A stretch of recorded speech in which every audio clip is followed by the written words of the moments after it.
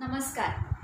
This is Sucheta from Koham Yoga, and welcome to another episode of Koham Yoga when I'm trying to answer a few questions about yoga in my capacity. In the last episode, we discussed about different types of yoga and how to make a decision about which type of yoga suits me. Okay. In today's episode, I'm going to try and answer a very interesting question that I get asked often. I especially get this question from athletes or people who like movements or changes or dynamic sort of sports or exercise types. And then they ask me, Sucheta, I know that yoga is good. I know I should start practicing it, but I just cannot get myself motivated enough to practice it because I find yoga boring. Okay, so this is the question that we will try to discuss today. So let me write it down. I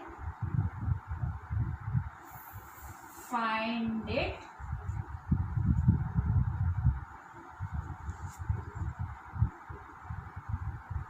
boring.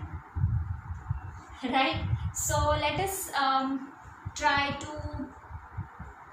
see how we can tackle this.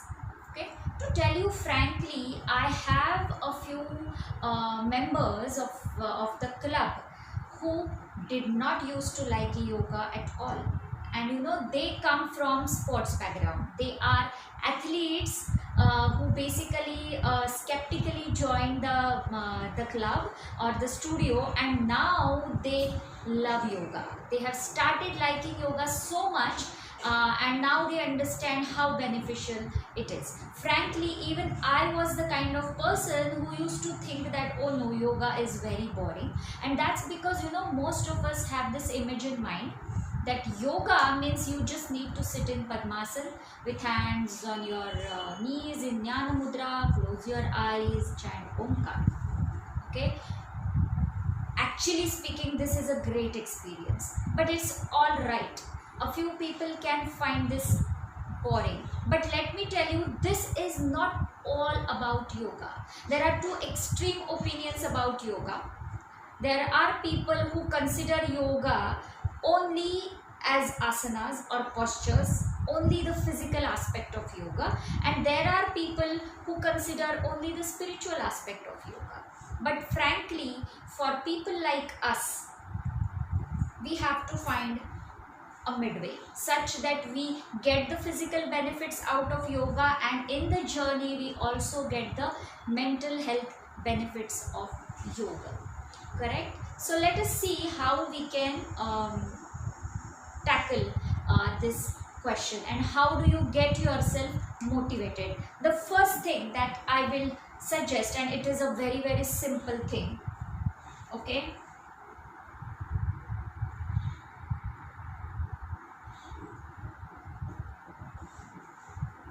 try once. So give it a try once, right? This is the first thing. Just give it a try once and do not have any kind of benefits as such in your mind. So do not approach yoga with the kind of benefits that it will give you. Just go for a yoga class, attend one trial yoga class, and be very open in your mind. Be open for the benefits that it's going to give you. Be open for liking it or not liking it. Don't go attend a trial class with a prejudice in mind that it is going to be boring.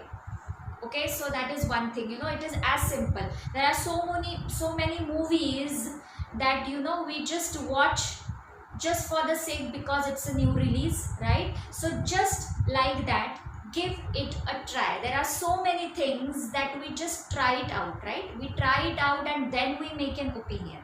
So you experience it yourself and then form an opinion rather than forming an opinion based on somebody else's feedback. So that's point number one.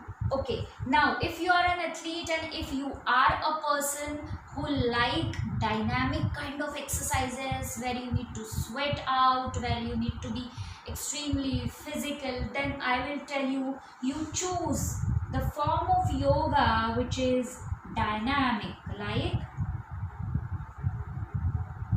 Ashtanga, Vinyasa yoga or power yoga.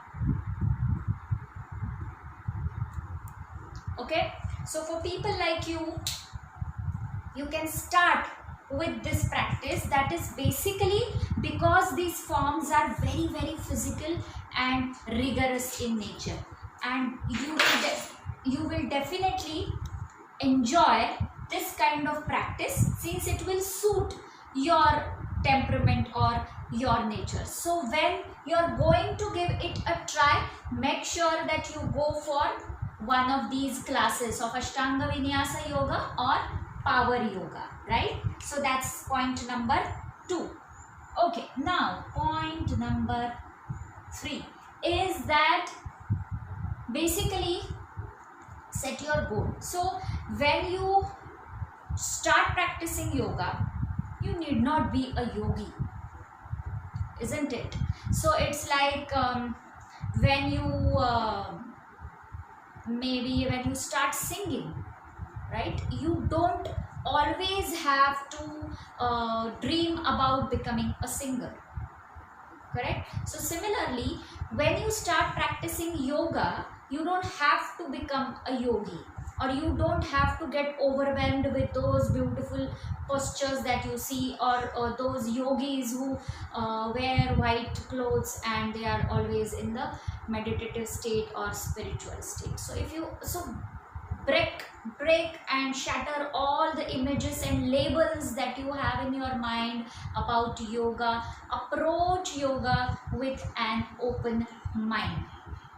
Okay, so that is point number 3, that don't have any prejudice or labels or images about yoga. Images, no. Open mind, yes. So do not approach yoga with your preset images. Approach yoga with open mind. And the 4th and the most important is teacher. Okay, so find a good yoga teacher who will be open enough to hear you out or hear your opinion about yoga, and who will help you, maybe introduce yourself to yoga and guide you through, handhold you throughout this journey, right? So these are the 4 points that I can tell you. First is, yes, please give it a try once. Second is, try a powerful yoga practice, rigorous and physical yoga practice. Third is, approach yoga with open mind. And 4th is, find a very good teacher who can be your partner in this journey. I hope I was able to answer this question, and I hope you find yoga not really interesting, but something that is going to be with you throughout your life. Okay, so bye for now. I'll see you in the next episode of Koham Yoga.